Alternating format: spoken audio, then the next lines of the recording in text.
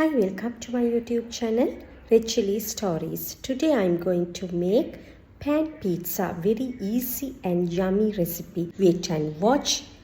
Please subscribe my channel. මම මුලින්ම පීට්සා ඩෝ එක හදාගන්න යන්නේ. පීට්සා ඩෝ එක හදන හැටි ඕගොල්ලෝ මේ වෙනකොටත් දන්නවා ඇති. පාම් පිටි, ලුණු, බටර්, ෆ්‍රෙෂ් මිල්ක් එකතු කරලා මම ඩෝ එක හදාගන්නේ. දැන් මෙතනදී මම ඊස්ට් එකතු කරන්නේ නැහැ. ගෙදර හදාගන්න නිසා මට හිතුණා ඊස්ට් එකතු කරන්නේ නැතුව කිසිම ආටිෆිෂල් දෙයක් නැතුව මේ පෑන් පීට්සා එක හදාගන්න ඕනි කියලා. මොකද අපි බබාලටත් දෙනවනේ.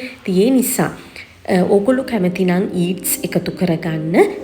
ඒත් එක්කම මෙතනදී බටර් නැත්තම් ඕගොල්ලෝ ඔලිව් ඔයිල් හරි කැමති ඔයිල් වර්ගයක් එකතු කරලා අතේ නොඇලෙන පදමට එනකන් ඒක හොඳට හදාගෙන නීට් කරගන්න ඕනේ.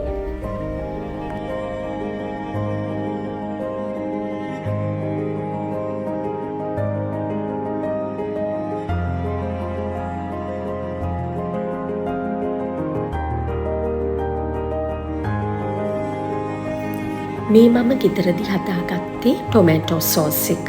ඉතින් ටොමැටෝ සෝස් එකත් අපි ගෙදර හදනවා නම් හරිම රසට පිරිසිදුව හදාගන්න පුළුවන් නිසා මම මේ විදිහට ගෙදරදීම හදාගත්තා. ඔයාලටත් මම මගේ channel එකෙන් ඉස්සරහට සෝස් වර්ග හදනවා. නමුත් ඔයාලා මේ වෙනකොට දන්නවා ඇතිනේ කොහොමද ටොමැටෝ සෝස් එක හදන්නේ කියලා.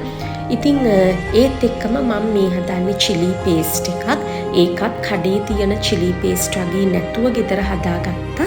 sugar add කරගන්නේ නැතුව මගේ taste එක අනුව මේ කූනිස්සන් chili paste එක මම එකතු කරගන්නේ pizza එකට. ඒක මගේ taste එක අනුව මට හිතුණා ටිකක් spicy විදිහට ගෙදර හදන නිසා පොඩි පීට්සා එකක් try කරන්න. ඔයාලට කැමති නම් මේ විදිහට ගන්නත් පුළුවන්. නැත්නම් normal අපි සාමාන්‍යයෙන් හදන original pizza recipes වලට යන්න පුළුවන්.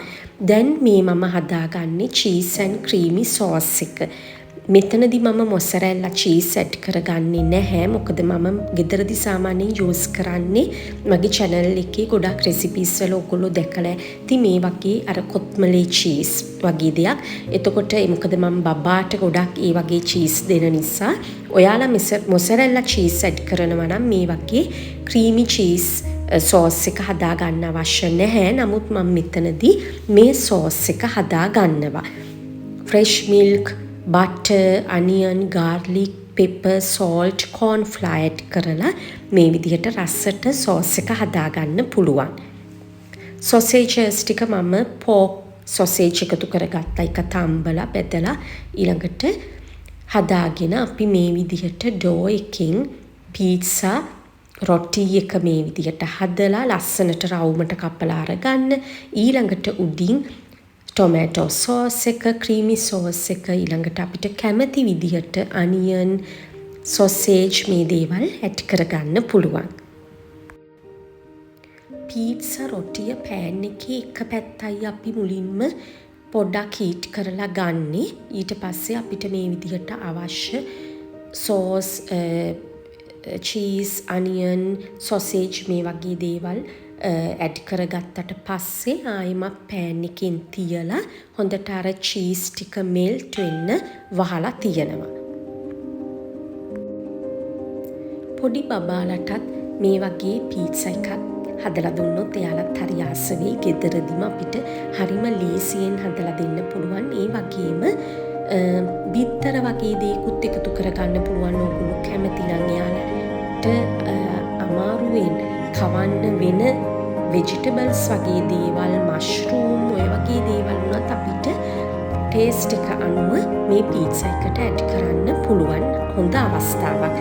ඉතින් ඒ වගේම අපිට පොඩි බබාලාගේ lunch box එකට උනත් මේ වගේ දෙයක් හරි ඉක්මනට හදලා දෙන්න පුළුවන්.